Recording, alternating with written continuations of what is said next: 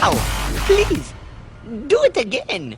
What's going on, guys? Jarek120 back from the Bahamas. I was visiting, celebrating my 1-year anniversary, and giving my Rise Above speech at the Lyford K International School. If you want me to come give my Rise Above speech to your school, email me, howtodisturb.reality@gmail.com. I'll be launching a new deck of cards along with the relaunch of the CXX deck of cards. It's going live this Monday at midnight. During my Rise Above speech, I do the ambitious card, and it ends with me kicking the entire deck of cards and revealing an impossible card to shoe, where it's revealed that the card that's been tucked in my shoe for seemingly however long, the whole speech is revealed to be the spectator's signed card. We're gonna teach you guys how to do that deal.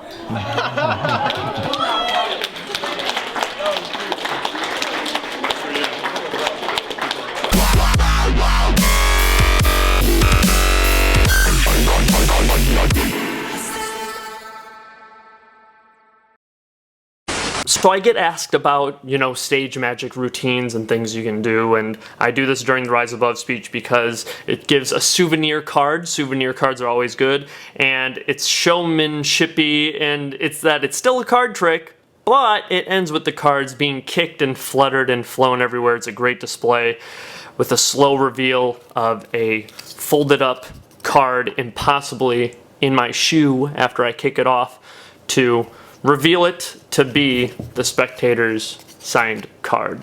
And to do it is pretty dang easy. All it is I have a different card, a miscellaneous card, a joker in this case. Every deck comes with a joker. We don't really use them. So take the joker and fold it up as such. Fold it in half and then fold it into quarters. And then take a close look at it to see where the opening is that may reveal or flash the card. So this side is the side that we want down because we don't want our spectator possibly seeing that the card doesn't match.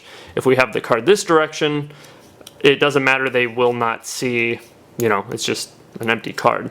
And with it being tucked in your shoe for X amount of time, it's going to be flat anyway, and chances are it won't really peek open like this because your foot is crushing it.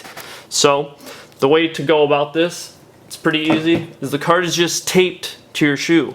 So I have a Gorilla Tape here. Now I wouldn't recommend Gorilla Tape because I used this while I was in the Bahamas. And what it did is this tape is so strong that it actually kind of ruined my shoe a little bit, and the residue from it once I took it off ruined my sock a little bit. But you just take strong enough tape. Typically I would use double-sided tape. I just didn't have any for my trip to the Bahamas. But you just want enough tape to when you rip it off, you can just fold it over as such. There's hair all over this. Fold it over just enough that will fit on the card. And again, you don't want to have that revealing side face up. So you want to put the tape on the side where the pip flashes. And that's going to go face down in your shoe. And you can angle it or place it however which way you'd like. And make sure to just patten down the hatches and leave it tight in there. So you want a good stage routine, but you still want to work with cards? Well, here's a good finale for an ambitious card or any kind of card trick routine. So once the card is folded up, you're going to put your foot in your shoe, and not only is the weight of your body going to ensure that the card sticks to itself, because essentially what's happening is you're giving the illusion that you take the card, dump it in your hand, and the card falls out and you hand it to your spectator. When really, you have done a Mercury card fold with your spectator's card and you have it palmed. So watch the video, check this out. So I do the Mercury card fold here as I'm explaining, getting ready to kick the cards, and boom, our sooner, the cards go flying everywhere.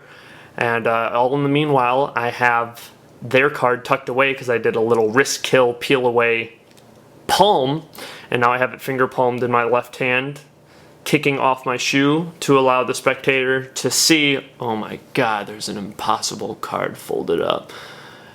Could it be? Is it?